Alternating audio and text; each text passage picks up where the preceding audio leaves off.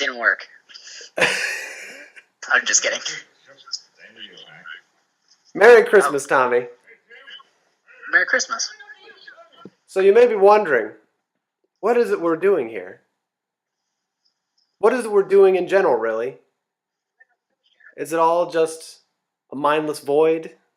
Is there no God? Is there no real sense of center and righteousness to the universe?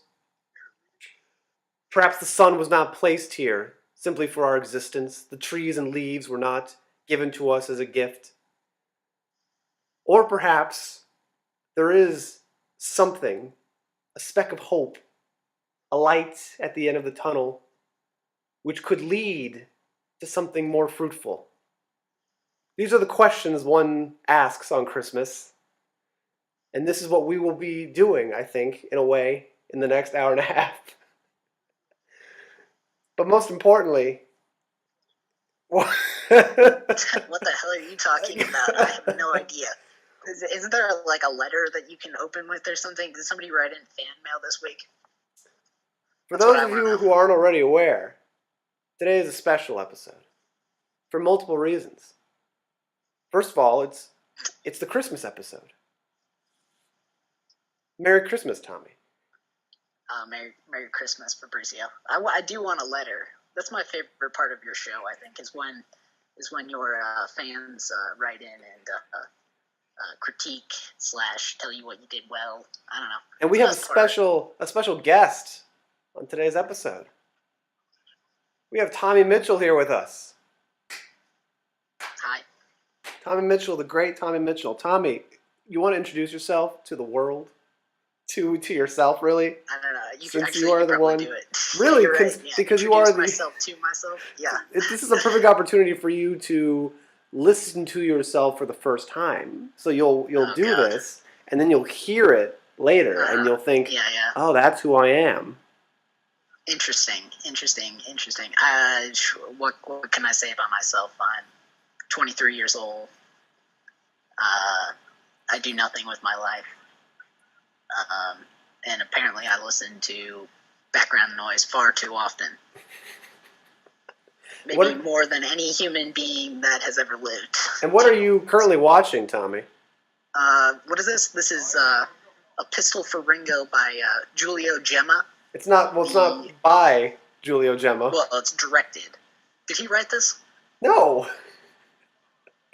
What are you talking about? Oh, Giulio Gemma is the star. I thought he was the director as well.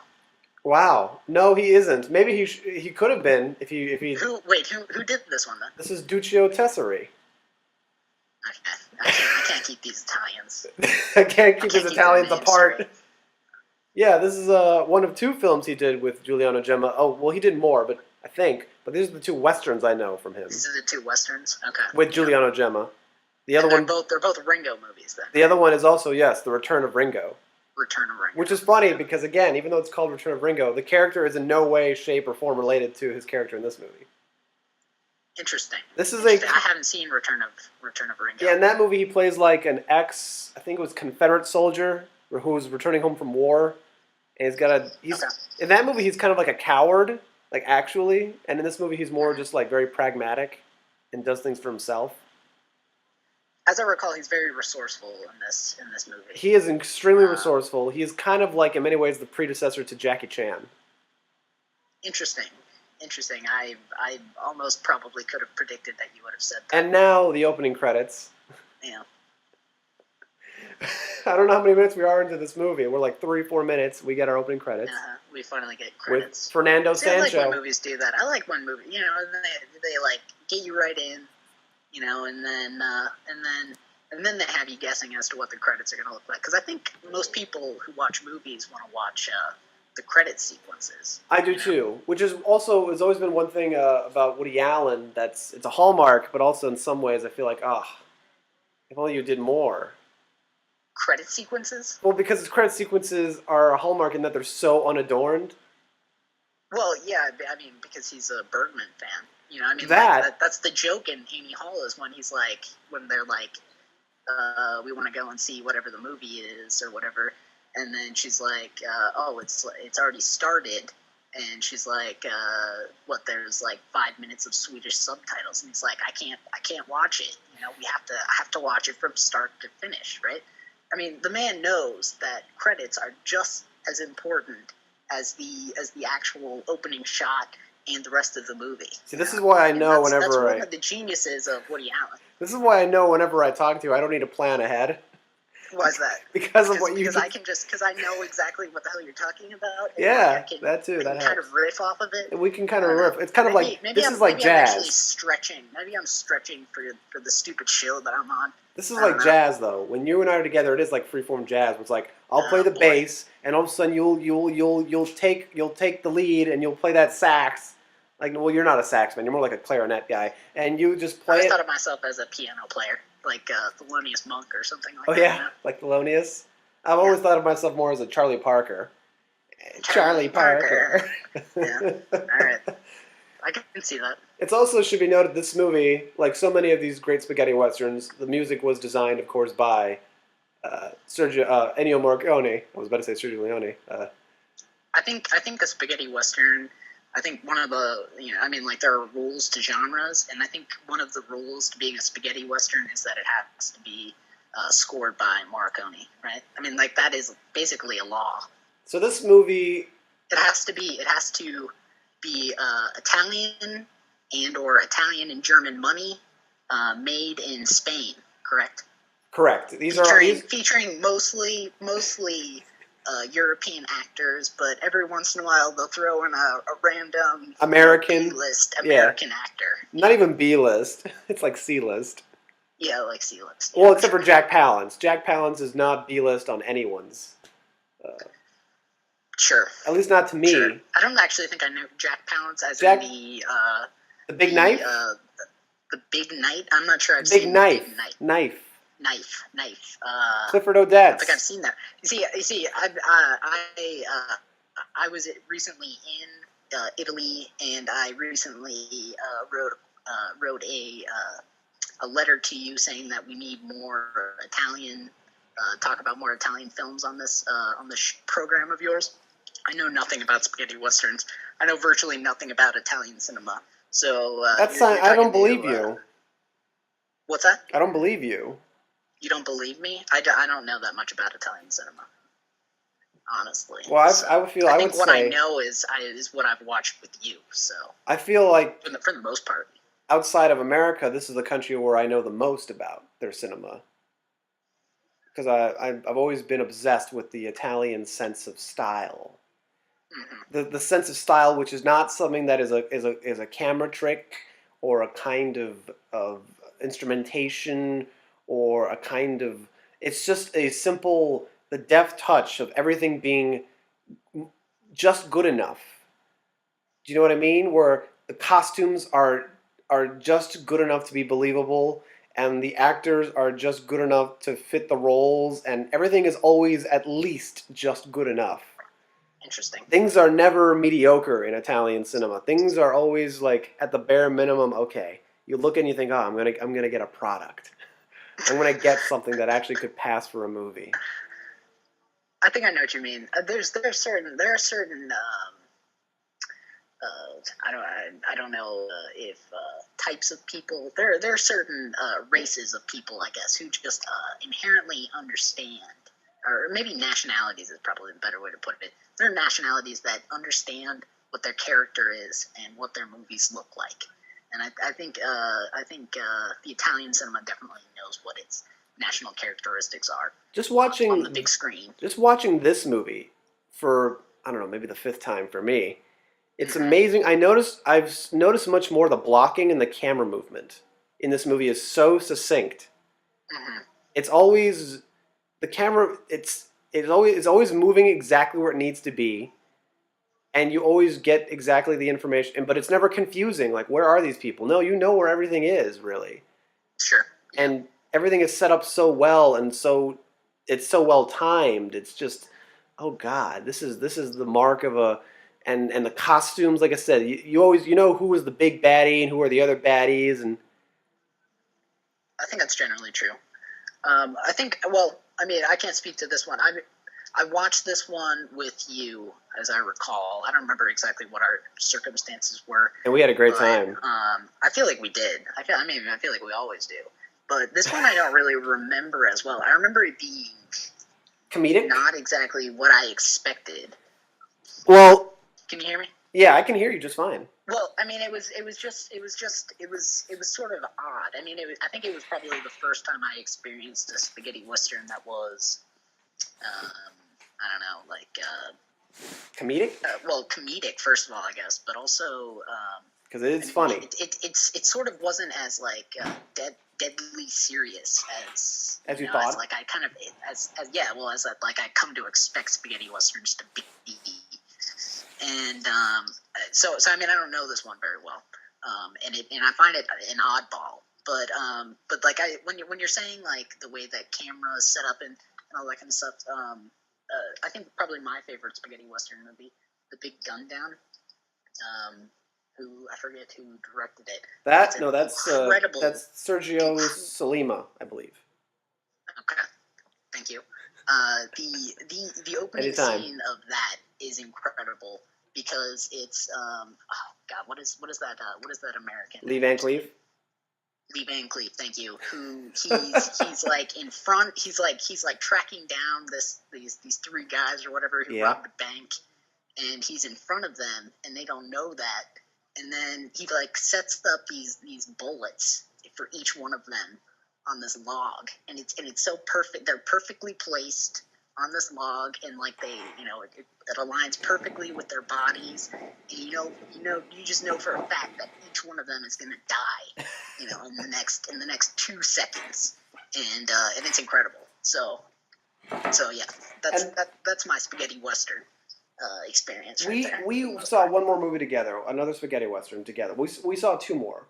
One of them was a Leone film, and that one was Duck You Sucker. Duck You Sucker. That is correct. Which is my favorite. Or AKA what else is that one called? AKA Fistful of Dynamite. AKA Once Upon a Time, The Revolution. Yes. I think that's actually my favorite Leone film. Oh, it's my Not that favorite. I've seen them all. I've seen them all, and I can say that one is my favorite without a doubt.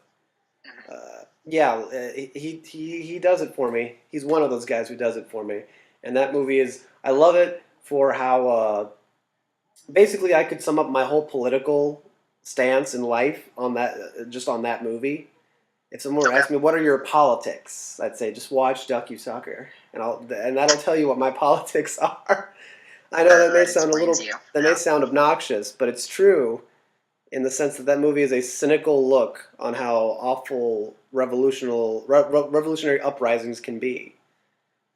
Basically, a movie that it's about how this idea, which was very common in spaghetti westerns because they were made by Italians, and the Italians were very political, and so the Italians had this idea of making westerns about especially the Mexican Revolution, because that's where it's set, generally, and showing how there's the evil, oppressive lords and generals and the rebels who want to uprise and take over, and they're all very political. They're about how there's just bad people, rich people who take advantage of the poor and shit like that. And you can watch them and they're still entertaining. Well, I mean, don't you think that's really what a western is in general? Though? No, I mean, like that's all westerns. No, I mean, maybe they're focusing on certain aspects in a different way than like a traditional American western is. But I mean, that is what a western is. I mean, I don't know if I agree with that. It's either good versus bad. And the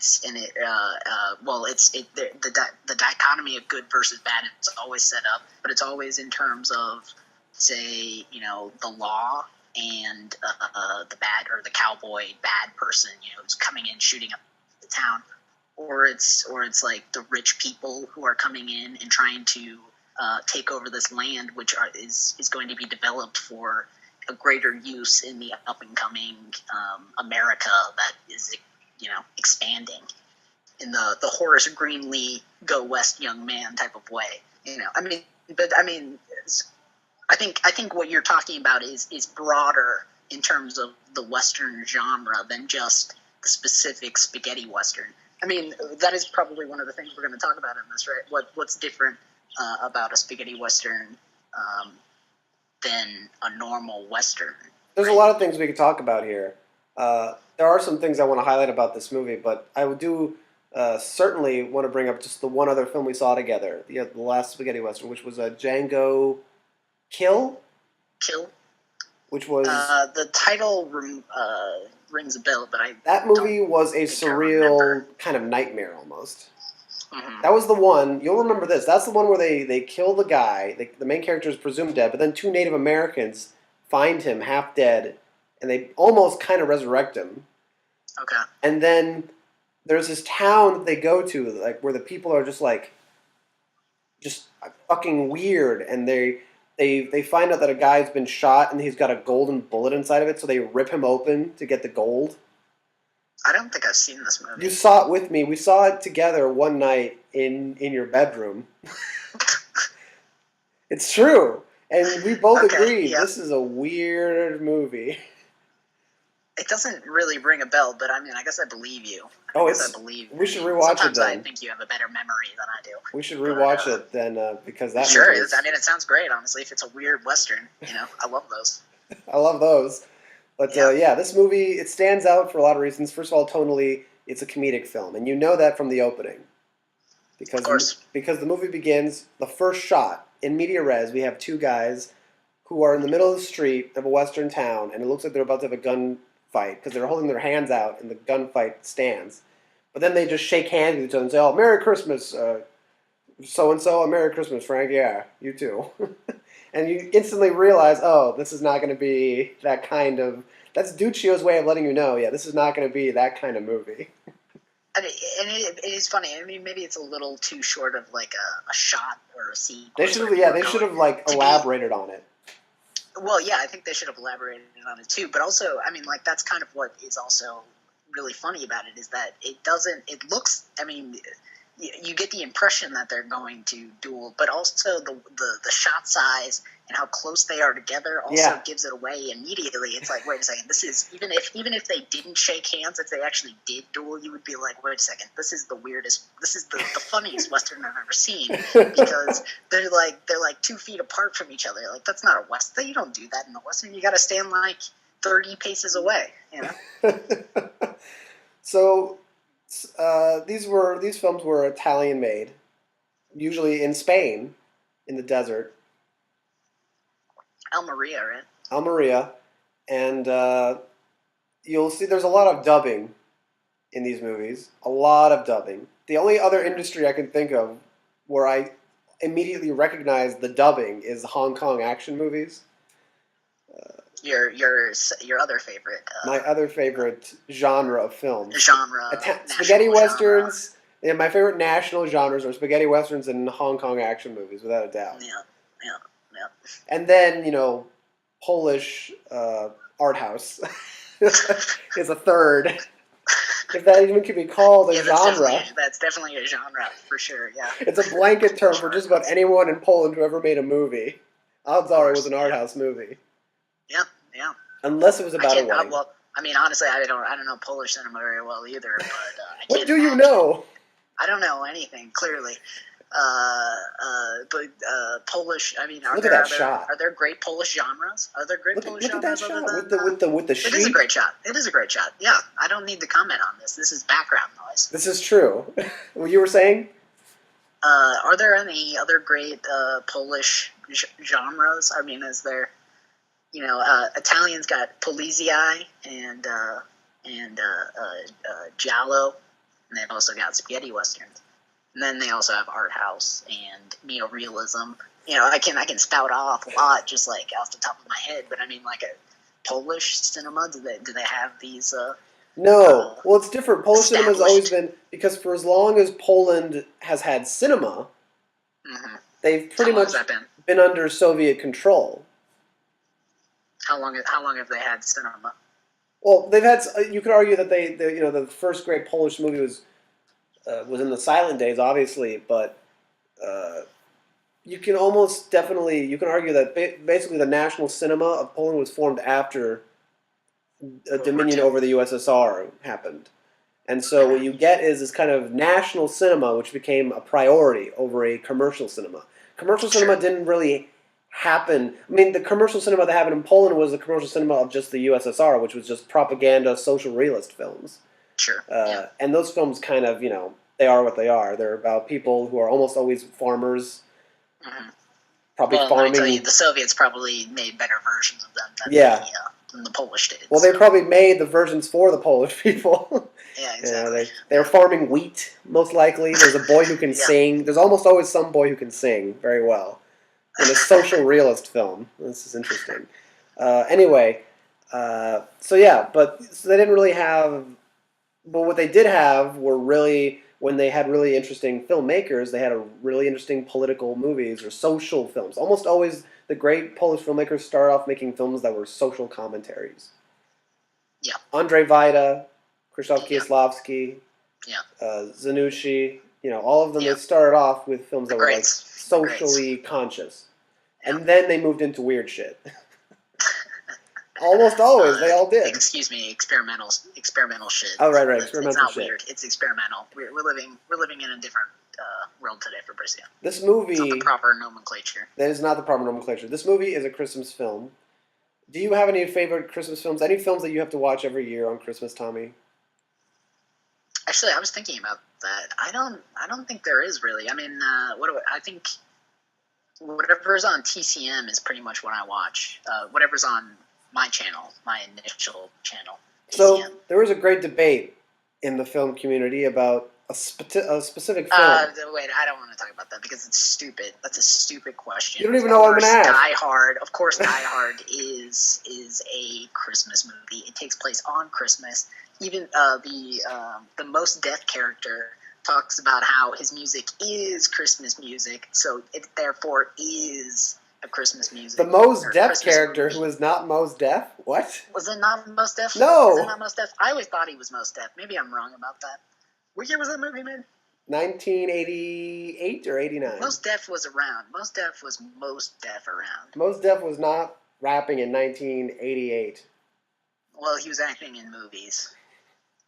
He's aged very well then, I have to say. The movie Mos Mos Def was in one movie with Bruce Willis, though. And that would be? 16 Blocks, directed by Richard Donner. I don't think I know that one. I saw that one in theaters.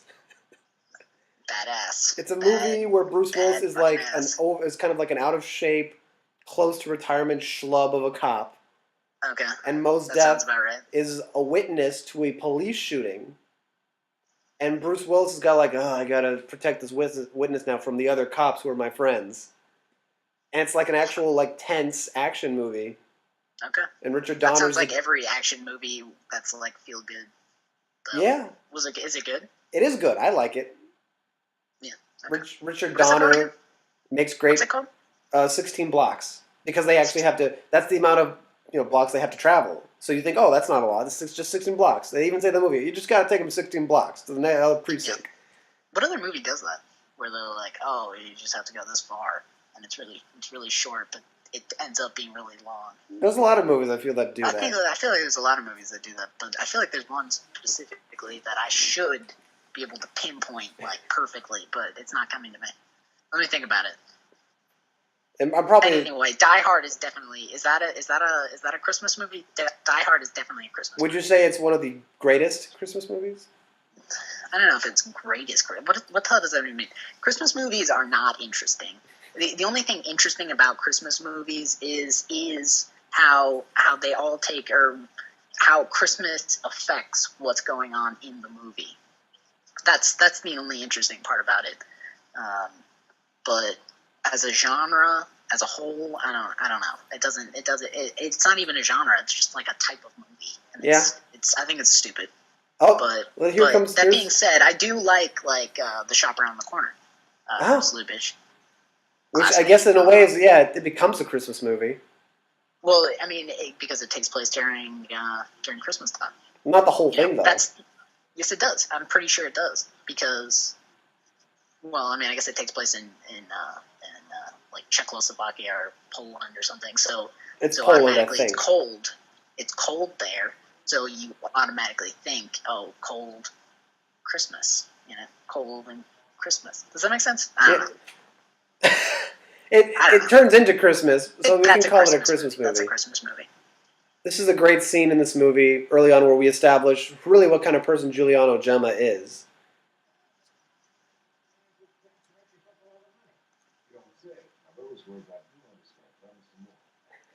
Oh yeah, I forgot that he drank milk throughout this whole movie.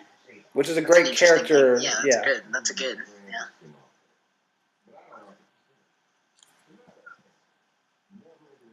A matter of principle. Yeah.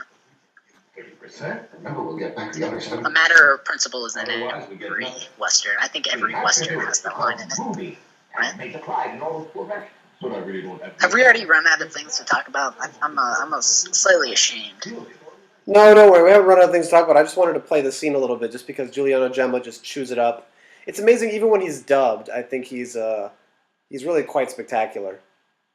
It's because of his face, He's got a great face. He does. It's not just that he's attractive. It's just that he has a face that's very emotive in very subtle ways. I think I know what you mean. He's like Steve McQueen in that way. Steve McQueen was a great actor in the sense that he could emote very much or a lot with very little. Sure. I guess I agree with you there. I think what's great about McQueen is the aura. Like he breathes cool. So you automatically think he's cool in everything. What did you do That's today? The star quality. Even though today is not. What did I do today? Today is not Christmas, and today's not even Christmas Eve. But did you do anything special for your Christmas weekend today? I went shopping. For presents? That's about it. I went to sort of, yeah. I was helping look for other people, but I wasn't looking for anything specifically to give somebody. But yes, we went antique shopping. All right. Me and my sister. Me and my sister Molly. Molly, hey. Hey. Lovely Molly. Giuliano Gemma. Also, one thing that makes Giuliano Gemma better than most spaghetti western actors, including Clint Eastwood, is that he did his own stunts. Is that right? He was athletic in real life. He was a real athletic type. He could ride a horse. He could all that stuff. Look at this.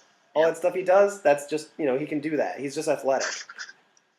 I could probably do that, but sure, but he does more interesting stuff as the movie progresses. Yes, I know. He's just naturally balletic, athletic. This is another reason why I consider him a precursor to Jackie Chan. The character, if Jackie Chan were more of a pragmatic, kind of self-indulgent character, he would be something like Giuliano Gemma in this movie. Okay. Because he's funny, but he also only cares about himself in the end. All right. But like Jackie Chan, he's also kind of asexual in this movie. Because he doesn't. There's an organic female lead that he does not pursue. Yeah. And that's kind of yeah. Okay. Yeah. No, you said it. Why you don't have to explain it to me? That's cool. We're watching, right? We are watching it. Have you noticed anything this time around that you didn't notice the first time? No, I don't remember this movie that well. This is almost like watching it again or for the first time, but except that I can't really hear it that well because I've got the volume down low. Right. So, of course. I don't want it to interfere with my audio. My audio is more important, I think, than the movie. So. I think your audio. I do really like the bad guy's haircut, though. I think that was a great choice to get it to grow it that long. I love the dubbing of his voice too. And what do you mean? This is great. Well, and also the brr. Every time that comes on screen, if I can remember when he does it, I'll be sure to just raise the volume at that moment because it's something. It's hard to describe. Don't worry about it. If anybody is actually listening to this, they will understand how great the clarinet is, regardless of you raising the sound. Morricone adds a lot of character to this movie with very simple sounds. I think that would be a leitmotif or something. A leitmotif is the correct term, Tommy. That is exactly what it is. I took a music appreciation class. And did you appreciate music more by the end of it? I learned a little bit more about music. I learned that I didn't know anything about music. What a thing to learn. Yeah. You did also take a poetry class, right? Did I take a poetry class? I took a class that, or I took several classes that where we read poetry, but I didn't take one specifically. Did you know Frank O'Hara very well before college? Before college, I kind of I learned about him during college, I guess. Yeah, separately from school. He was somebody one of my sisters introduced me to. Probably Why do you ask? the Why first do you ask poem, the about Frank first Frank O'Hara? O'Hara poem I ever heard was probably the one you told me. The Having a Coke with You Yeah. is even more fun than going to San Sebastian, Aaron, Undai, Bayun, Beirut, something like that. Yeah. Oh, you're That's not like going the to go first on? line. I'm not going to do the whole poem. There's a way too long, and it would be atrocious if I read it out loud or said it out loud. So yeah, I'm gonna refrain from that one. We'll let Isaac. Do that one. Lay motifs, refrains. What else? What any other musical terms we have here in our bag? In my bag, what do we got? Basso continuo. Yeah, that's a good one. I was going to say chiaroscuro, but that's a term for lighting. So. Yeah, I don't think that's music. Yeah. Although lighting can be musical. One could, and certainly in a film like this, the lighting is pretty flat, but it's a comedy, so you can forgive it for that. Yeah, well, you want to see what's going on, so that's something that Woody Allen. This is a very comical scene right here. I mean, we want to see this scar on his chest, this exaggerated scar on his chest, and why I don't know why they're shaving it. I'm not paying attention, so they're not shaving it; they're sewing it up. Sewing it up. It looked like they were shaving. It looked like there was shaving cream on his chest. So Woody Allen talked about that once in a book about how the problem with comedy is that you want to be able to do interesting things with lighting, but if you do that, you're distracting from the joke. And so in a comedy, it's really hard to actually try to do interesting things with the lighting and the camera movement because all it'll do is make the joke less funny. I don't think that's necessarily true. Well, I mean, I know exactly what he's saying. Now we have to think about movies that defy that rule. Well, I mean, I think half of Woody Allen's movies do that nowadays, so that's not hard. But I think he would disagree with you.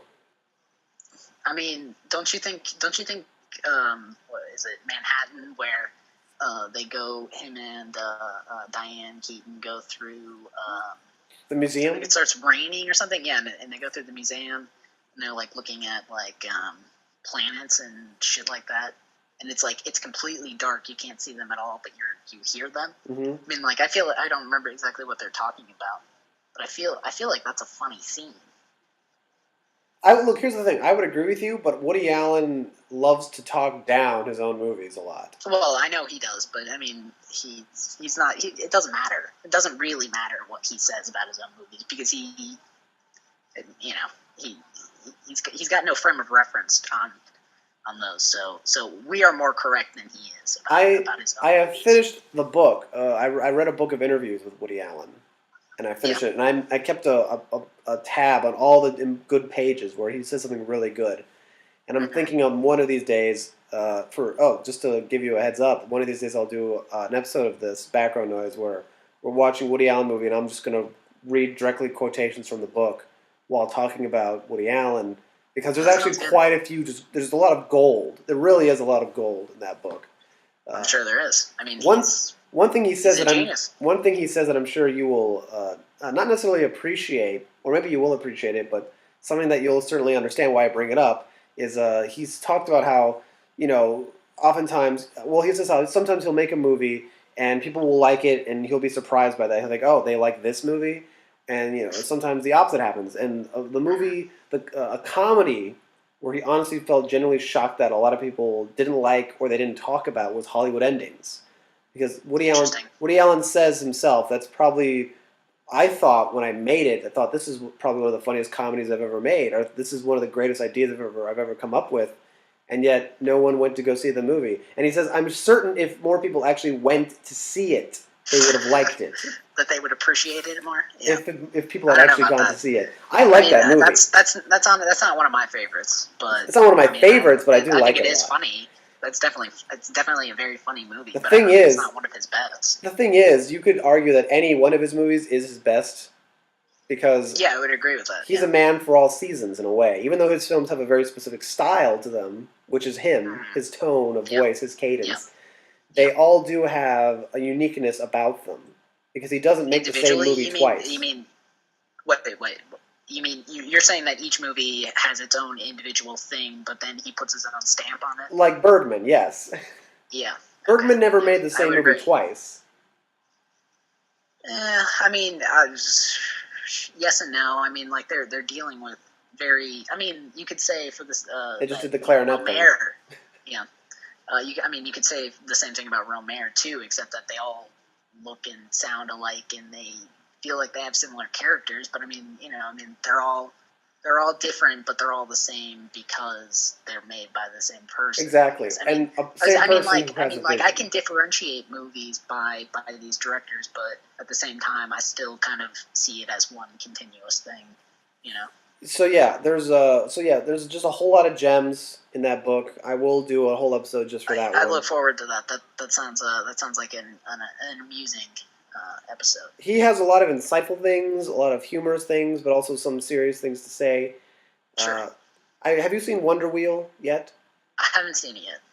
I really am interested I to see. haven't seen Evil Dead 2 yet. What would you say if I told you that? I haven't seen Evil Dead 2 yet. That's fine. All right, never mind. I don't think that movie is as important as people think it is. What's that? I don't think that movie is as important as people think it is. It's a joke. It's a reference from a movie that was made in Chicago. You don't know what I'm talking about right now? What movie? High Fidelity. What, really? You don't remember High Fidelity? Have you seen High Fidelity? I love that movie. I don't remember that line.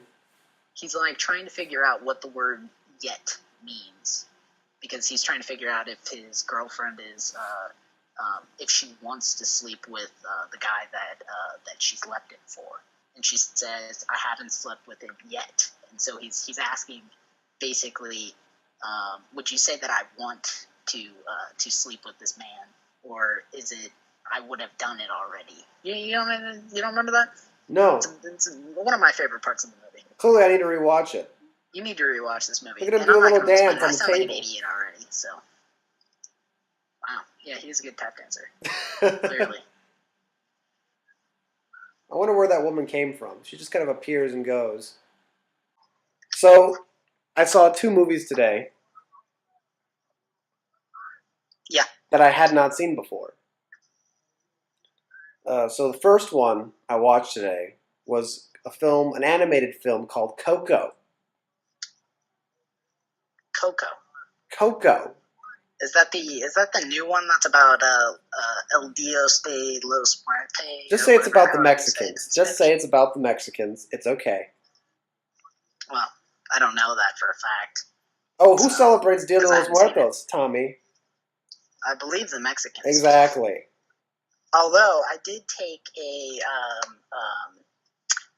what was the name of that class? A Mesoamerican history class. So I do know a little bit about the Mesoamerican people, the indigenous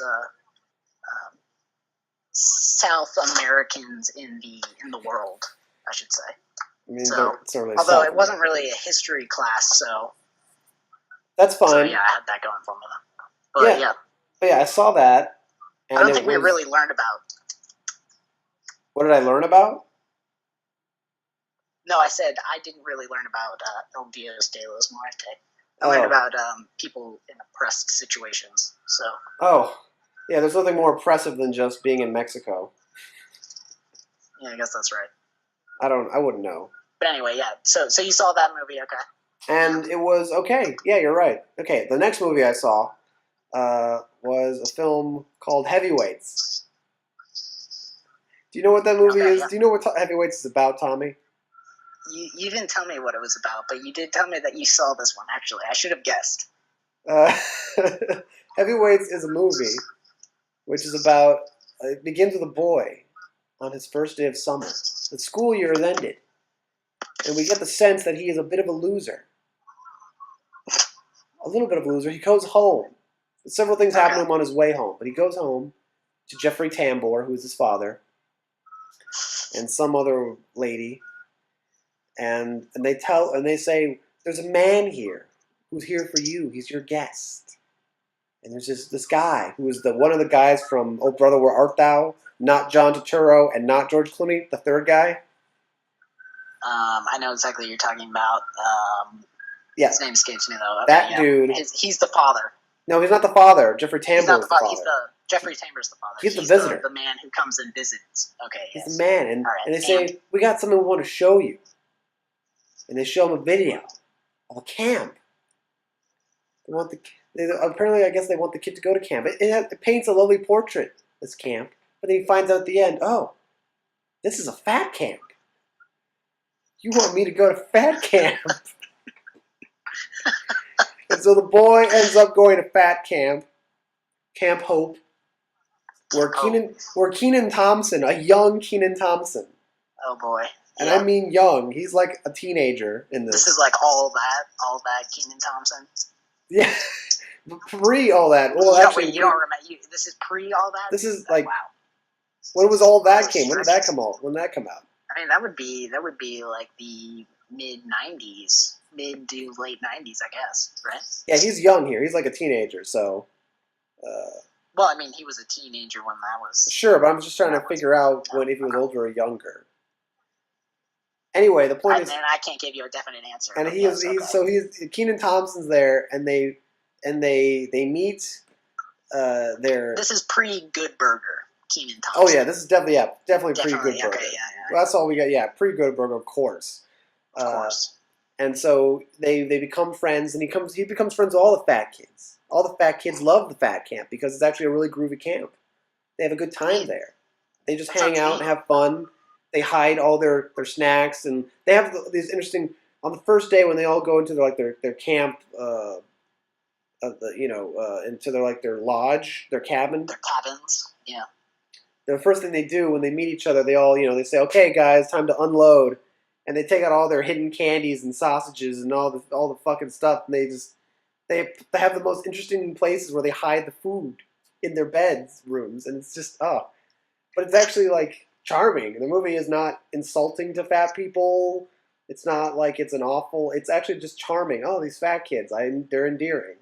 That is so neat. That sounds like a wonderful movie to watch. It's you know what it is? What is it called again? Heavyweights. It's called the Heavyweight. Yeah. Okay. You see, when you told me the title, I figured, it's about boxing. Right. I thought so too. Not, I guess. But it's not. I guess it's about fat camp. It's about fat camp. And here's what happens. The plot doesn't kick in though yet until the owners of the camp, the Bushnicks, one of them played by George Costanza's dad, Jerry Stiller, I believe. Yeah, Jerry Stiller. Yeah. Who was Ben Stiller's dad? Jerry Costanza's dad, or Jerry Costanza, whatever the hell his name is actually Ben Stiller's dad. And that's significant because Ben Stiller plays a major part here because Jerry Stiller and his wife, they have to say, we have to sell the camp. We had to sell the camp. Oh God. we became bankrupt, and then we're going to meet the new owner of the camp. Who's this new owner? And so here comes this man by the name of Tony Priscus. Tony Priscus. Wow. And it's Ben Stiller in his sexual athletic prime. He's like telling the kids, yeah, we're gonna. You know what I see when I look out into this crowd? Potential. Yeah. This is like what's his character's name in Dodgeball? Yeah, that guy. I can basically see Snakes. the character. Yeah. Blade, Blazer. He's like that, except in this movie he's like nuts. He's nuts because his daddy didn't love him enough. That sounds about right. And his dad is also played by himself, so he plays his own dad in the movie. Naturally. Naturally, of course. Jerry Stiller wasn't good enough to play that. No. Ben Stiller needed to do it for himself. But he's great in the movie. Ben Stiller's father in a movie. There's one of the guys is a fat dude. One of the older men in the camp is a fat guy who's been there for a long time. He's not Chris Farley, and he's not John Candy. He's the third guy who was like fat and white. The third guy who was fat. I'm drawing a blank. If you looked him up, you'd say, "Oh yeah." I feel like it's a test. No, it's fine. But if you looked him up, you'd realize, oh yeah, that's that guy who's in movies. Yeah, I'd recognize his face. Yeah. When was this made? How? What is this? Early 90s? I'll find out right now, Tommy. While I'm. Okay. Let's see. It should say Heavyweights 1995. 95. All right. Sorry, Oh, I was there you go. watching the mirror. Wow, look mirror at that. shots. Look at that. I love mirror shots.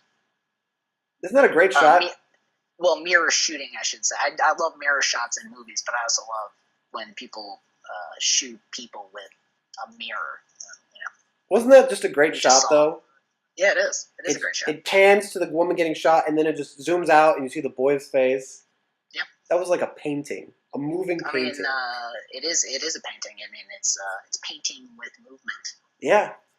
Yes, this is the nude descending a staircase in actual moving image form. This movie really has a sense of style to it. You got to admit. Yeah, it is pretty great. You can tell it was made in the '60s for that reason, because it's set in the West and it's got Western tropes, really, but at the same time, it just defies convention in so many ways. Well, I mean, it also looks like it was shot in the '60s. I mean, that helps. These clothes are definitely pre the '70s, like realist look, where everybody's wearing, I don't know, exactly what they would have worn back in the day. These are very tailored looks for cowboys. So the reason I watched Heavyweights is because a friend of a friend, will say, told me I need to watch it. And I promised that person I would call them after I watched the movie. I promised them. It was important to me that I say this. You're making this sound like, I mean, yes, I know this is for the fake audience, but you're making it sound like I didn't know that we weren't going to make this phone call. Yes. That's kind of, I don't want people to see behind, in the meat factory how the meat is made, Tommy. Well, please, I'm Sinclair Lewis in this situation, please, Sinclair Lewis? Or what is his name? Upton Sinclair? Upton Sinclair? Who's Sinclair Lewis? I know who He's another writer. He's another writer. He did something else. Upton Sinclair. It doesn't matter. We're talking about the Chicago meatpacking industry right now. Let me call him right now and see if he'll pick up. What's his name again? Vince. Could you tell us about him? Could you tell your audience about him? Oh, you're dialing. You keep your mouth shut. All right, sure. I'll put you on mute if I have to. Maybe he won't pick up. He could be asleep. I don't know. Yeah, it is 1:30, I think. Yeah, that's correct. We're recording this late into the evening. You can hear that ringing, though, right? Oh, I can hear it. Send message. At the tone, please record your message. When you've finished recording, you may hang up or press 1 for more options. To leave a callback number, press 5. Oh, won't be necessary. Vince! This is Fabricio. I just wanted to call you to let you know I saw Heavyweights. Good night. And that's all he needs to know. Actually, my battery's about to run out on my phone. Look at that. That was a beautiful message, by the way. That was really eloquent. Well, I wanted to be succinct without being too austere. Yeah, I understand. It was beautiful, though. Thank you. I try to make poetry out of my words all the time. I know you do. I don't often succeed. No, I think for the most part you do. Oh, thank you. But it's not exactly always beautiful in the way that was. Sometimes it's ugly. Sometimes it is ugly. Sometimes like Wonder Wheel. Needs to be ugly. Sometimes poetry needs to be ugly. This is true. I'm now reading poetry. After I finished, I went to the library today and I got out some books. Well, first of all, I got. Wait a second. You're reading poetry even though you got books out of the library today? I don't think that counts as starting. Well, I mean, you started. No. I got books out of reading poetry. The poetry. That's some of the stuff I was reading. That's some of the stuff that I got out of the library. Today? Not today. I didn't do it today. I went to the library 2 days ago. Okay. At All this right. point. Well, I still wouldn't really call that reading. You're starting to read poetry. Yeah. I say that. Full disclosure, I don't read poetry at all. Really, I know a little, but I don't read it. So this is a very elongated way of expressing it, but basically, I went to the library a while ago to pick out a book about Roman Polanski that I thought he wrote called Roman by Polanski. Yeah. Now, is it one of those? I mean, is it part of that series where they are? there's John Polanski John on Polanski. There's that, Yeah. but this is different. Okay. This is like Yeah. an autobiography. But Okay. there were two books that came up at the library, and one of them was in the Polish section. The other one was in a closed stack, so I couldn't really take it out of the library. So I said, Yeah. take me to the one in the Polish section. And so I basically, long story short, I found out there are two books. One called Roman by Polanski, not written by Roman Polanski, which is about him, and it's in Polish. And I have that in my room. And then there's another book. You're transcribing / translating it as we speak. And then there's another book called Roman by Roman Polanski Okay. that he wrote. And I just got that one. Wow. Those are eerily similar. And look at that shot right now. Look at those shots of their faces looking directly into the camera. Yeah, it's beautiful. That's very 60s. Really breaking the fourth wall right here. Even though they're talking to each other, it looks like they're talking to us, yeah. Doesn't she look like, Yes. Yeah. I know who you're going to say. Yeah. I'm not going to say it now. But yeah. Because I know you know.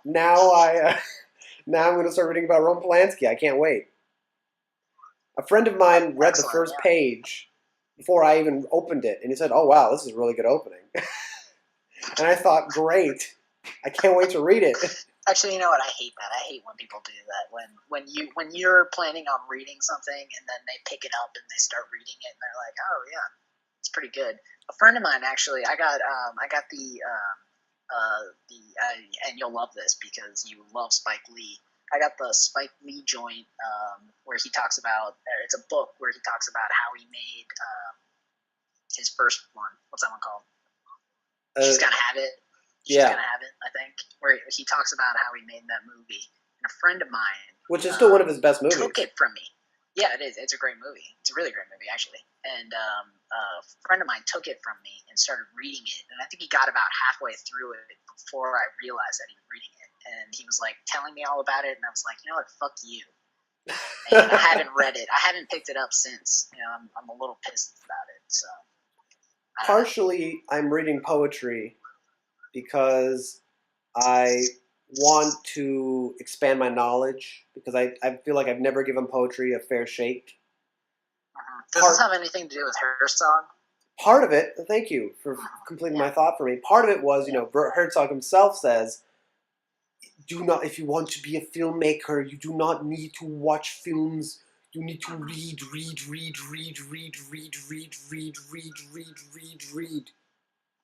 Read. Yeah, I've heard that quote too. I've heard that quote as well. Yeah. If you don't read, you will never be a filmmaker. Read poetry. I read about the antiquity. and I think, okay, I guess I'll read some poetry then. Fine. Yeah, and so I'm reading some poetry. And then another reason is I met an Irish woman who was a waitress at a diner, and I thought, yeah, what diner? Miller's. Miller's? That's not a diner. It's a restaurant. It's a restaurant. It's a pub. It's a pub. It's a pub. Or a restaurant. It's neither. It's a pub. It's a piner. And she was actually Irish? Irish off the boat. From Northern Ireland. The accent and everything. Accent. Wait, Northern Irish? Northern Ireland. That doesn't quite count. Because they are Protestant. We talked about that. I did discuss this with her. So how do people in Ireland nowadays feel about the Northern Ireland versus proper Ireland? Yes. How do they feel? And she related it to a slavery here in America. She said it's the closest comparison I can make, because it used to be a big deal. Like 60 years ago, it was still a big deal. And nowadays, it's not nearly as big a deal as it used to be. Sure. And then she said it's like that in Ireland, where people nowadays like, yeah, I'm from Ireland, I'm from Northern Ireland, okay. And our parents and our parents' parents probably still care more than we do, but that's how she related it. Interesting that slavery. That's not exactly what I would think of as. I mean, maybe. It shows how Warped. little she knows, I guess, about the slavery in America. I thought it was an interesting comparison, it's to be evolved. sure. It's evolved since just slavery. I feel, Black Lives Matter. Black lives matter, but so do Northern Irish lives. So Northern Irish lives also matter. But basically, I think we've all seen Michael Collins, which has nothing to do with Northern Ireland. it kind of does. It's about what that. happened before. Yeah. It's what happened before, and then it became. I don't know anything about Ireland. We've all seen My Left Foot. I don't know anything about it. We've seen what? My Left Foot. Yeah, I have seen that, but I don't remember anything. I thought it took place in, I don't know, Scotland. It probably does.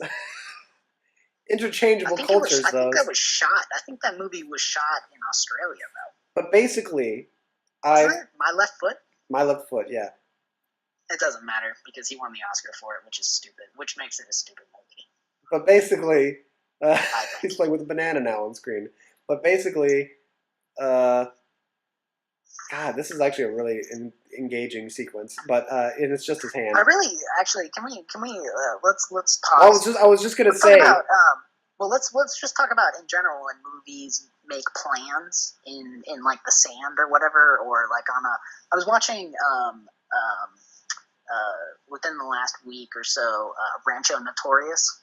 And there's a really that's Fritz Lang, right? There's a really wonderful what's that? Fritz Lang. Fritz Lang, yes, it is Fritz Lang. It's that also a weird western, but that's like a real western. But anyway, it's a weird one. But there's a really great plan where they set up they like map out the entire town. Yeah. And they use the stack of money to symbolize the bank that they're gonna rob, and then they kind of plan it all out. Really wonderful scene. I like when they do that. I like that too. I like when movies plan, like they actually show the plan. Yeah, there's also a really great. But I don't like it. About it. I don't like it when they show the plan and it's like using some kind of 3D model. It's like, now I don't like the plan. Yeah, like in every Star Wars movie. Yeah, but there's also a really great one. Have you seen Bitter Victory? Yes, actually, I have seen Bitter Victory. Do you remember? They're not exactly planning. This is the great Nicholas Ray film.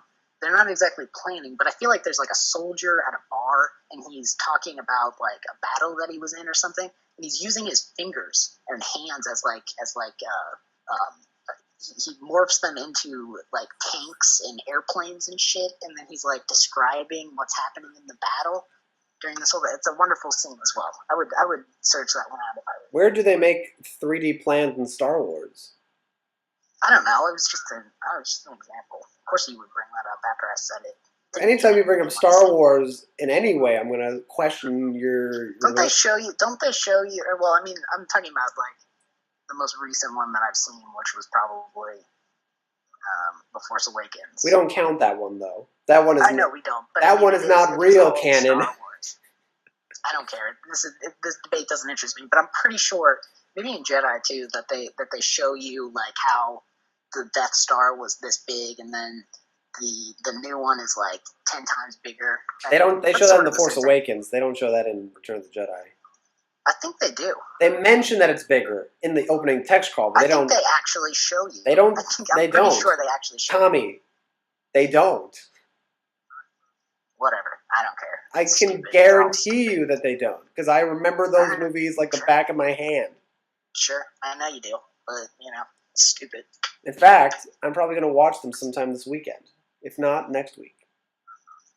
Because of Christmas? Is that for some reason, those movies, even though they are feel-good movies, so I guess that's why I think of them with Christmas. Specifically the original 3. Well, in tandem with the prequels, it's still a feel-good experience, because it's like, oh, there's a happy ending here.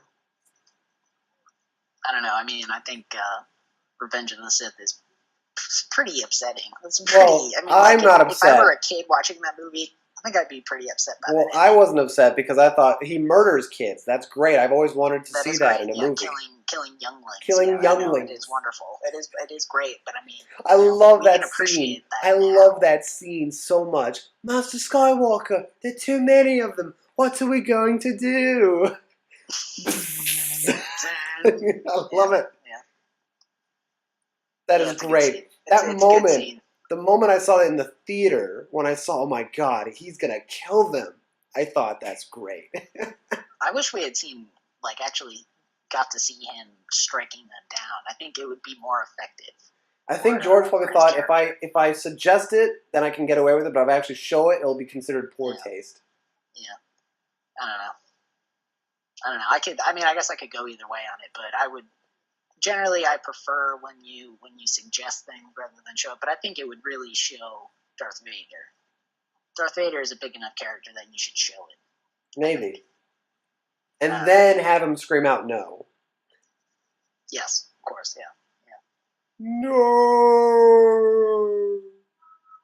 Thank you. How did we get on the subject of Star Wars? Let's go back to what we were really talking about, which What was were this we Irish talking- girl in the pub. Now, the Irish girl. Yeah, you're right. Now, I Somehow thought that links to Star Wars, right? Irish women like Star Wars, but also Irish women, of course. Irish people in general have a respect for poets. Okay. I don't know if you know this about the culture. I'm not surprised. Poetry is a big part of Irish culture, I feel. Yeah.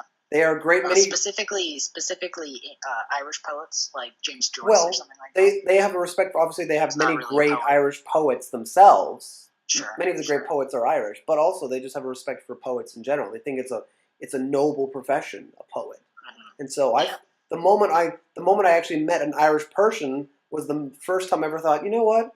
I should read some poetry now. I met someone from Ireland. Yes, I completely agree with you. I'm happy for you that you've come to this conclusion in your life. And let me tell you, I'm reading some American poetry. Now I'm starting with American poetry. I'm starting with the Americans. Yeah.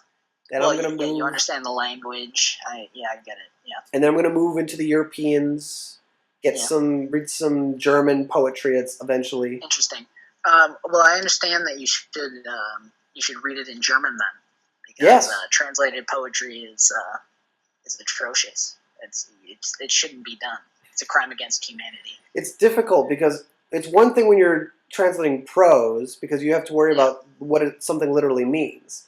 But everything in poetry is supposed to mean at least 2 or 3 other things. Yeah. So it's really hard to translate that without context. Yeah, exactly. That's why I say it's atrocious. It's a crime. Yeah. Because you can't do it. You can't do it. You just can't do it. But anyway, what are you going to read, like Faust or something? Like you're reading Goethe? I should read Goethe. Yeah, I should read him. Yeah. He's one of them. Definitely one of the great poets.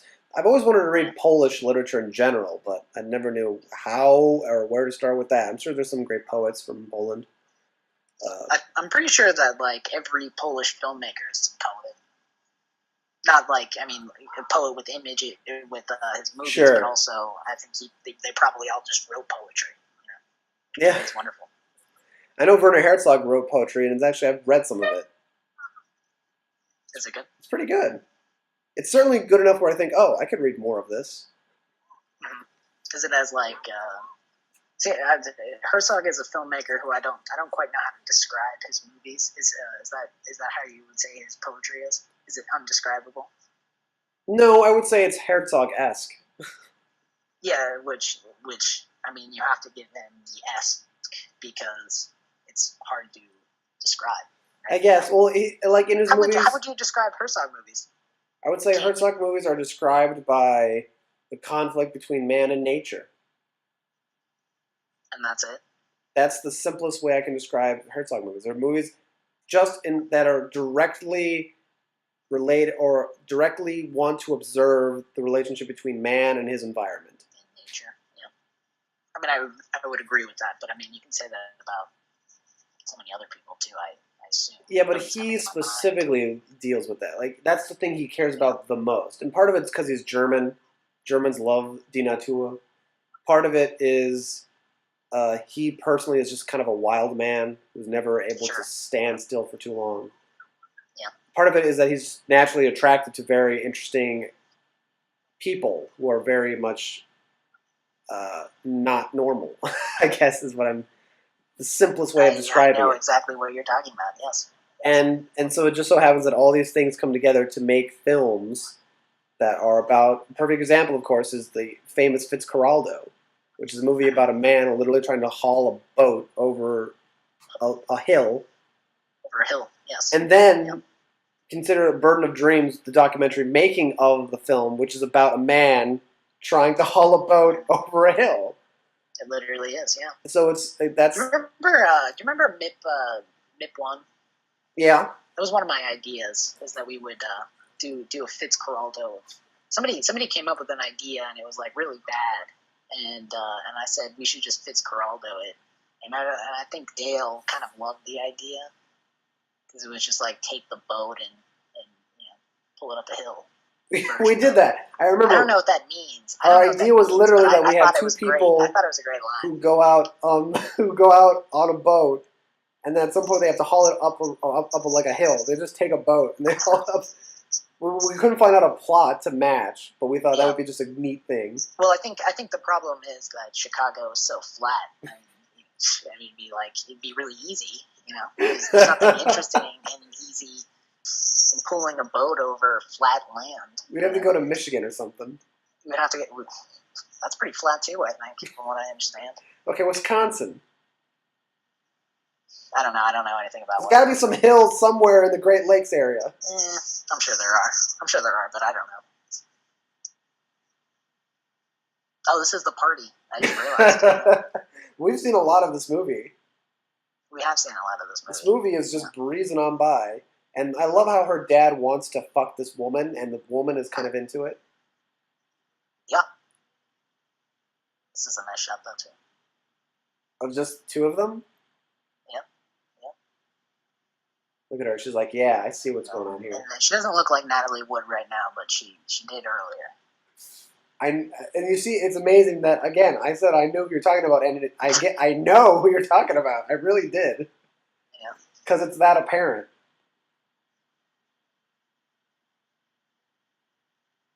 Oh, look at him. He's singing, too. Everyone's in on the Christmas spirit. Except for Giuliano Gemma, who's, like, going out doing his plan. Are there any spaghetti westerns that you want to see that you haven't seen? Spaghetti westerns that I want to see that I haven't seen. Because you have a lot of them that I I'm gave sure. Yeah, I do have a lot of them. I mean, that's a tough question. I mean, it's just something I feel like I need to jump into. There's not specifically any titles that I could give you, but I mean, I don't know. It is something that I would like to know more about. I mean, just in terms of, do you think that spaghetti westerns have had a big impact on movies in general? I mean, like somebody like Tarantino. Tarantino obviously draws on them all the time. He does, but I don't think they've had an effect on movies in general. You know what? Maybe that's not true. It's just that sometimes when we talk about spaghetti westerns, we're just talking about Leone, because that's basically the guy what everybody knows who crossed over and actually became a mainstream success. Whereas most of the other great Italian directors who made spaghetti westerns, they were successful in Italy and in Europe, but it's not like they became household names. Yeah. So in fact, I don't think any of them did. So no, again, at least not outside of Italy. So it's kind of hard to say. But Leone definitely, you could say he had an impact. He had an impact that was very obvious. Because he was, first of all, he made westerns that were just different. And he was at the very beginning of the movement of spaghetti westerns. Because westerns had been made in Italy for a while, but it wasn't until like the mid-'60s where you actually see a certain trend in the movies that Leone helped to start. And he was, again, it started because of Yojimbo. You know, they like all those guys, those Italian directors, all saw Yojimbo, and they said, we want to make that. And so they all went out and made their own version of it, essentially. And that's kind of what started the spaghetti western movement, was just like this idea of making a western that's more real and yet somehow less real at the same time. more real in the sense that it feels more violent, but less real in the sense that it's so exaggerated and so heightened. Okay, and let me ask you, how does this contrast with the revisionist Western that was sort of going on at the same time with like Peck and Paw? It came later, though, in a way. That's the thing. The spaghetti westerns predate the revisionist movement. Yeah, but I mean, and I assume that they also sort of inform them. I think they informed some of them. At least. I'm pretty sure that Peck and Paw had seen some spaghetti westerns before he made the Wild Bunch. So it's weird because there is a chain of command here. So you start with, let's say we'll start with John Ford just because might as well. He didn't make the first westerns ever, but he's John Ford. Yeah. And he made the westerns that are America's westerns. Agreed. First comes John Ford, then comes Anthony Mann, Robert Aldrich, these guys who make westerns that are more psychological and more aggressive. Like their portrayal of westerns is different from John Ford's. And then, out of those movies, Shane, what's a good Robert Aldrich? Vera Cruz, the Naked Spur. Out of those movies comes the spaghetti westerns, because people like Leone were directly influenced by Aldrich and Mann in those movies, because they were like, oh, they have an edge to them. And so they made their films even edgier. And then out of that, you have in America, around a little bit after that, revisionist westerns, where and now the edge comes from just how real it is. Now we've come full circle. We're taking the movies that started the westerns, that were like American westerns, the John Ford films, and we are deconstructing them. So like, no, this is how it really happened. Which is kind of ironic because John Ford films themselves were really about how there are these really complex, intricate relationships in Western society, in this like Western culture. But that's basically, and that's why after revisionist westerns with Peck and Paw and with we can say Altman because he made at least one. After that it kind of ends because you can't go anywhere from there. Except backwards. And so that's why after the 70s, like the westerns pretty much just kind of die out because it's like, what else can you do with them? Yeah, that's true. I mean, it is, and I think it's it's a sad history, much like the revisionist westerns that were being made. There is a dying of the culture. That there's a new western that's coming out. I think it's with Christian Bale. I feel like Christian Bale is in this for some reason. I've heard nothing but terrible things about this. That's good. And I think it's a shame. Well, I mean, I think it's a shame, though, because, I mean, even if a Western does success, if it's successful nowadays, it doesn't mean that we're going to get more Westerns. But, no. I mean, I think it is sort of a shame that we've lost the template, so to speak, of what a Western can be. And filmmakers don't know how to make Westerns nowadays, I guess. Well, the thing is that a Western nowadays is like a musical, in that if it's good, it's because it's gaping the success of older movies. Yeah. Where, it's like, it feels nostalgic to watch a Western right now, so let's do it. And it'll be a success, but then it's not going to inspire producers to say, I guess Westerns are popular, let's make more. That's just gone now.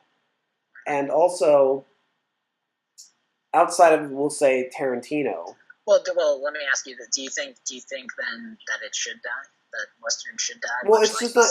It's not that it should or it shouldn't. It's just that the purpose that it filled as a genre in America was, as George Lucas would say, people need their myths. People need their fairy tales, and the Western was the American, because America doesn't really have a history like Europe does, and so it doesn't really have legends and myths But the Western is the closest thing to that.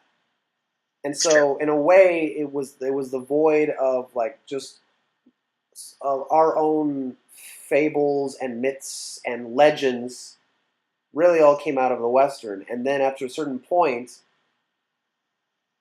they were our heroes. The Westerns were our heroes, Western stars, the John Waynes, and they died out because America didn't want those heroes anymore. Because they wanted Dirty Harry. And that's a good example because Clint Eastwood started That's in a good spaghetti example. westerns, and then he would go on to make revisionist westerns, which were very much influenced by spaghetti westerns. Yes, and then he would make the gangster film. The gangster film. Yes. The gangster film. Sure. Well, he would end with it, I guess. We're talking about Leone.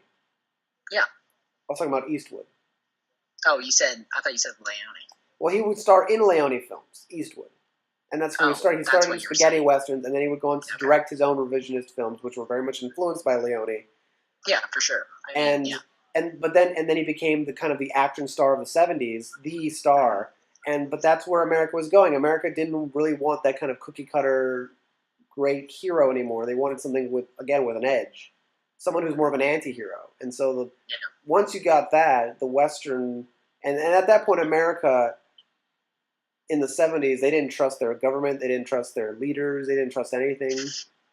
And it's a wonderful history lesson, by the way. And as a result, the thing that made the Western so powerful and so prominent had died, which was the innocence of the country, the innocence of the culture, of thinking that we can be like John Wayne. Now we can't, and we don't want to be like John Wayne. Although and now you can't deny that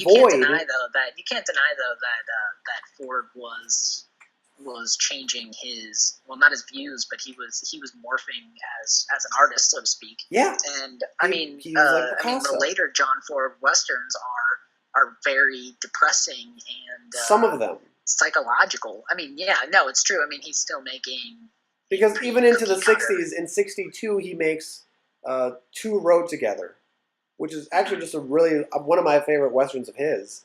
And it's just really more, and there are themes in it that, again, he touches upon certain themes which are great, but it's also just a lighter film altogether. It's really just more about Richard Widmar and Jimmy Stewart and their relationship, their camaraderie. And it's lovely, it's funny, it's nice.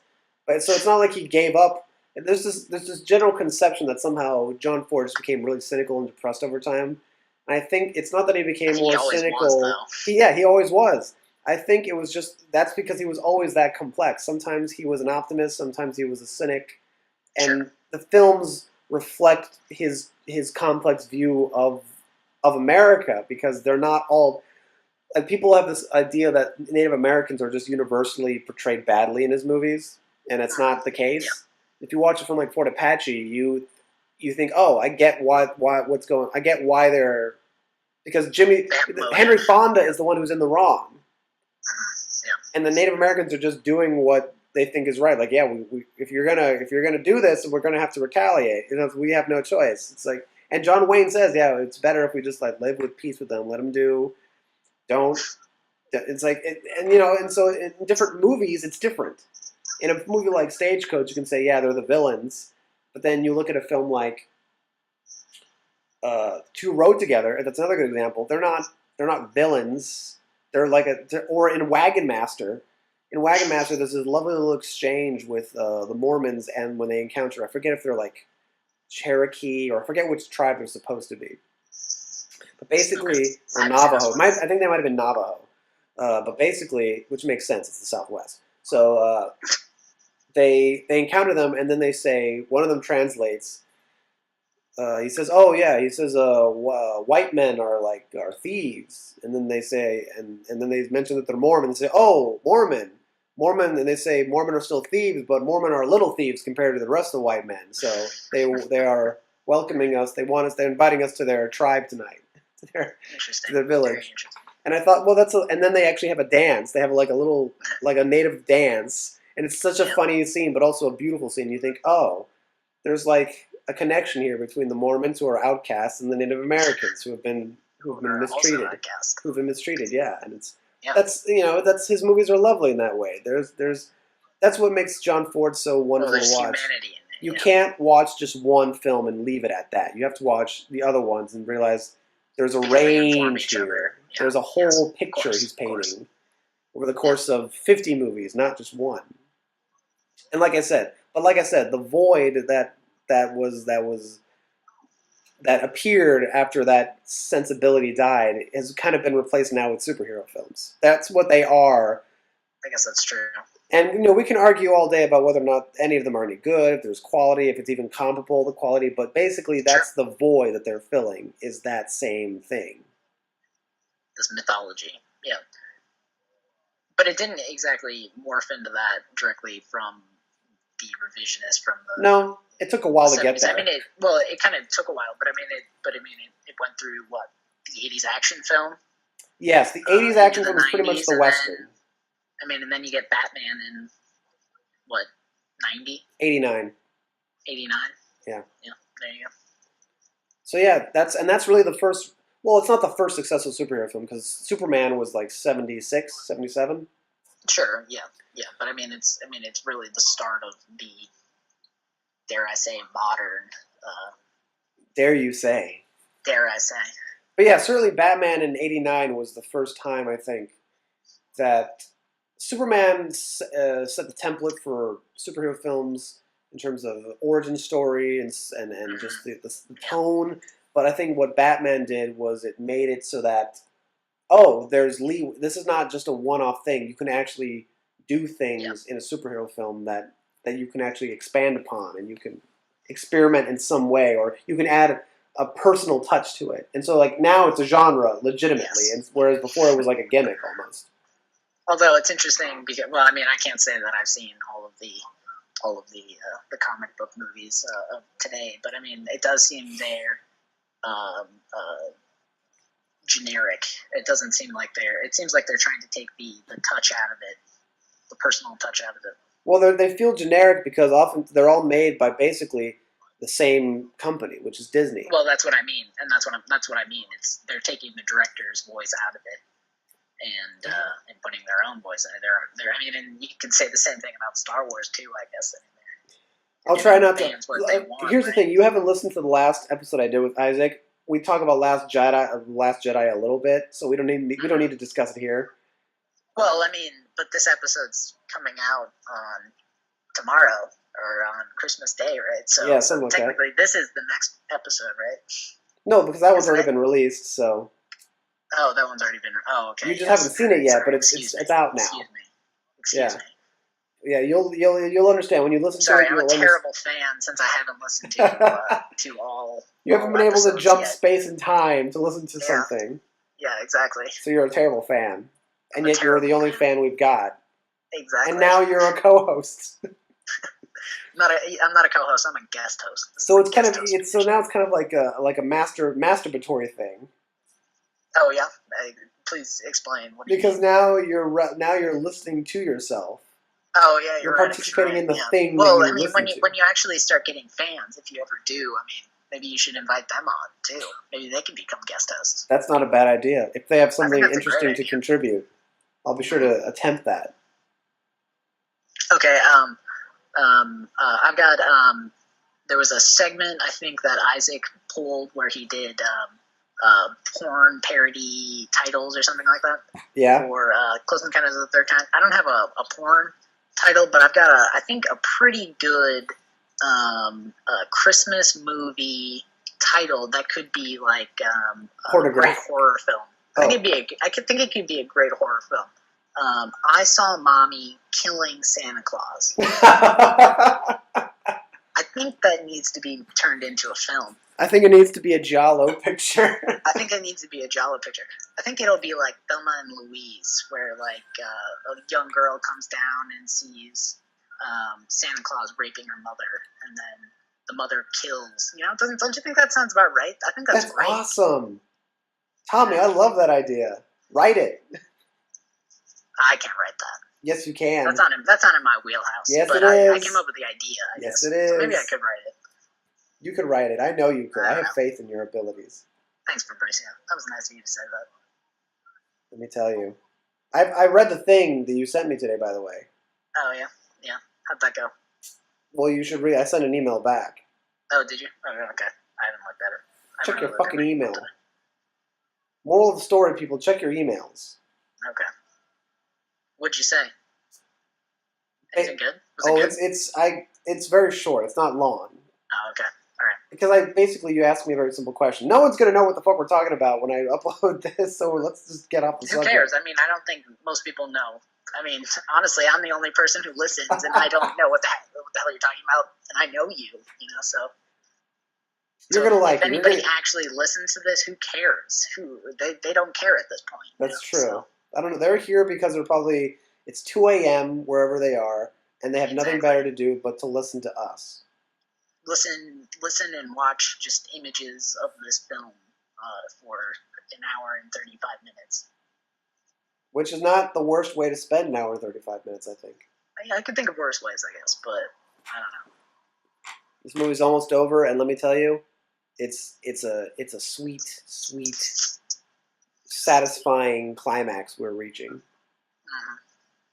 There's a fight on a wagon. There's some banditos. I like fights on wagons too. I think I told you about this recently. There's a great shot in Bend in the River where Jimmy Stewart fights his nemesis on a wagon. It's wonderful. I love that. Again, back to Anthony Mann. I love those movies. Yeah, Anthony Mann is an incredible Western filmmaker. And he also did a movie about the life of, what was that guy's name? The band leader. Yes, Glenn Miller. Glenn Miller. I love that movie, the Glenn Miller story. The Glenn Miller story, right. Have you seen that recently? Yes, I have. Not recently, but... That's it. It's probably my favorite. I guess it's a musical, but it's not really a musical. It's a musical in the same way that... It's my favorite musical where it's like about like a famous composer, musician. Yeah. It's a musical in the same way that... Me and my mother have been watching a lot of those lately. You saw Sign of the Times, right? The musical concert film? The what? The what? Sign of the Times? Oh, yeah, I watched that with my mom. I find that odd. I wouldn't really count that in that genre or whatever. Well, I find it odd that you watched that with your mother, to be honest, but... Why? It's a wonderful concert film. It is. She loves Prince. Some of his best work is in that concert, really. Specifically in that film? His dancing, his singing, his just the whole production is... It is weird how that movie like takes on different... I mean, like it's sort of got a narrative to it, but it's also a concert film.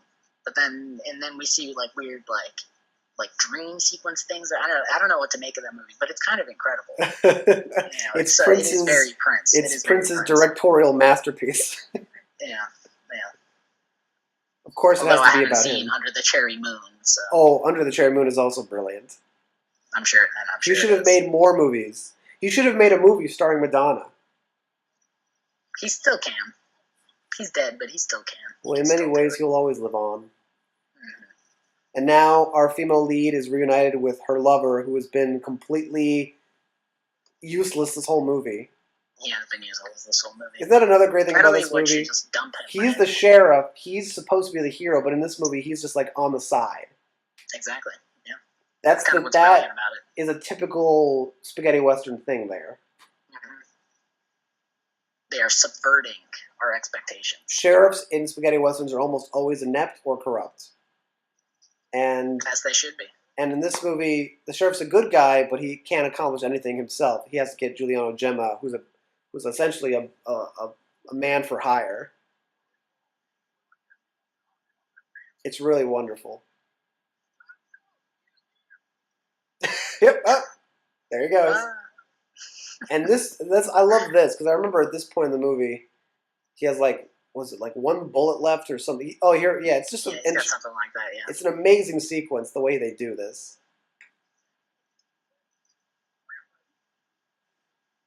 I love Giuliano Gemma in this movie. Have you ever seen him in Kiss Kiss Bang Bang? I have not seen Kiss Kiss Bang Bang. And I'm not talking about the Robert Downey Jr. film, of course. Of course. The Giuliano Gemma spy spoof film. I remember one time I brought up Giuliano Gemma to my dad. I just brought him up, and he said, "Oh, I love Giuliano Gemma. I love Kiss Kiss Bang Bang." And I thought, "Wow, we gotta watch." Yeah, I like your dad. I like your him dad a lot. Look at this. Oh God, look at that. That was the one time where it was like a dramatic one, but still funny. It works, yeah. I wonder if this house was even The interiors, at least. The exteriors can be real. It's like probably a real place, but Dude, this is how you know it's in Spain, though. those hills. The windmill. Oh yeah, the windmill, right? The Don Quixote windmills that he's got a battle. Yeah, because people in America are thinking, where the fuck is this supposed to be? There are no windmills in America. Windmills. No, they don't. That's why that's another reason why it's great, though, isn't it? Mm-hmm. It's less about America in reality, more like America the idea. Yeah. America the concept. Which is more interesting, probably. Which is why you need to watch 3 Billboards outside of Ebbing, Missouri. Why? That's why I need to watch it? Because it's a movie, the first time I watched it, I thought, oh, this is just like a dark comedy. And then the second time I watched it, I realized, oh, this is a movie about America. There we go. It's a really great movie. I'm sure it is. I think I've talked about it in the last couple episodes. It's probably the best film. I can't wait to hear more about it. It's the best film I've seen this year. It's the best film I've seen this year. Let me put it like that. And actually, say no more. It does relate. No, I can relate it to what we're watching because. Oh God. Yeah. I watched the film and I said this to Nick when I watched because I saw it with Nick the first time. Oh, yeah. And I told him this feels like the kind of film that John Ford would make if he were still alive. He would want to make something like this. Okay. And what then did Nick say to that? Well, he thought, okay, he didn't really say anything that much to it, but I looked it up. I looked up I looked up the movie, and then I saw that, Frances McDormand and Sam Rockwell, 2 of the main leads in the movie, they based their performances off of The Man Who Shot Liberty Valance. Oh, there you go. And I thought, of course they did. This is feeling more and more like Frances McDormand was going for John Wayne, and Sam Rockwell was like doing Lee Marvin, and it's I see that. I actually do see that. And it's just a great, great film about America. But also, The Man Who Shot Liberty Valance is a great film about America. Yeah, printing the legend. Yep. Juliana Gemma, who's a legendary actor in his own right. Not American, though. Not American. That's really the one reason why he couldn't. Oh, here it comes. Yep. Here comes the clever way of. You're looking at.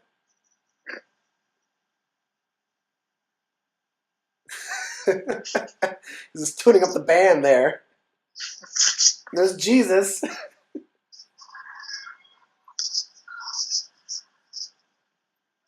And there's the Christmas tree. Yeah, that Christmas tree is unreal. Merry Christmas, everyone.